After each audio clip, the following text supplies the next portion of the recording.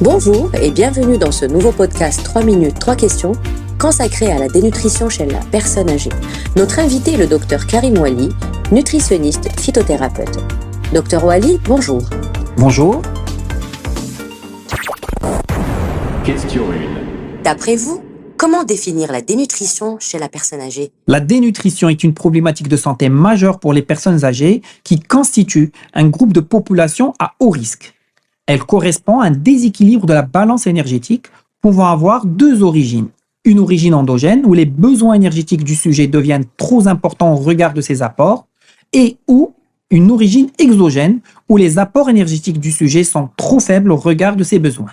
Ces deux origines ont un effet d'entraînement réciproque. Les carences les plus fréquentes chez les personnes âgées sont celles en protéines, énergie, vitamines et minéraux. La dénutrition enchaîne chez la personne âgée une cascade d'événements. C'est un cercle vicieux qui altère l'état nutritionnel du patient. Il en résulte un état d'amaigrissement, de fragilité se traduisant par des épisodes pathologiques de plus en plus longs et fréquents qui impactent considérablement la morbidité et la mortalité chez le sujet âgé. Question 2. Et comment repérer les premiers signes de dénutrition chez la personne âgée ? Plusieurs signes peuvent aider à repérer un risque de dénutrition chez une personne âgée. Un changement d'alimentation suite à un événement, des difficultés pour faire les courses, la cuisine, préparer les repas, un état de fatigue inhabituel ou encore une perte de poids au cours des 6 derniers mois.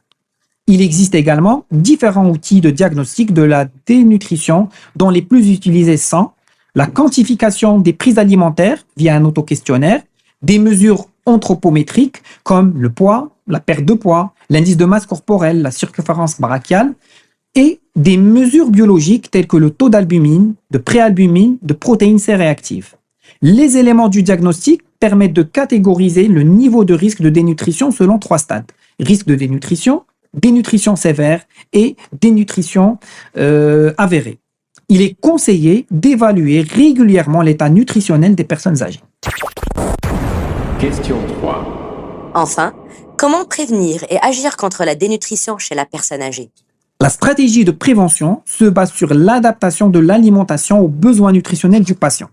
Le professionnel de santé lui apportera des conseils diététiques et nutritionnels adaptés. En premier, on conseille de fractionner les repas en divisant le nombre de prises alimentaires par jour et en ajoutant des collations entre les repas. L'enrichissement consiste à augmenter la densité énergétique des repas. Il s'agit alors d'offrir pour le même volume d'aliments un apport nutritionnel plus important. En cas de dénutrition sévère et quand l'enrichissement est insuffisant, il est conseillé d'intégrer au régime alimentaire des personnes âgées des compléments nutritionnels oraux qui sont des aliments diététiques à fin médicale spéciale. Donnés sur prescription médicale, ils sont proposés en complément des repas et ne doivent en aucun cas les remplacer. Enfin, encourager l'activité physique, qui n'est pas forcément du sport, ce sont tous les mouvements du corps produits par les muscles qui entraînent une dépense énergétique. Il existe un large panel d'activités physiques adaptées à chacun. Cela permet d'améliorer le sommeil, l'autonomie et la qualité de vie. Docteur Ouali, merci. C'était 3 minutes, 3 questions, le podcast par Zenith Pharma. Ne ratez pas notre prochain épisode consacré à la dénutrition et le cancer en compagnie du docteur Karim Ouali. Zenith Pharma, au service de la santé.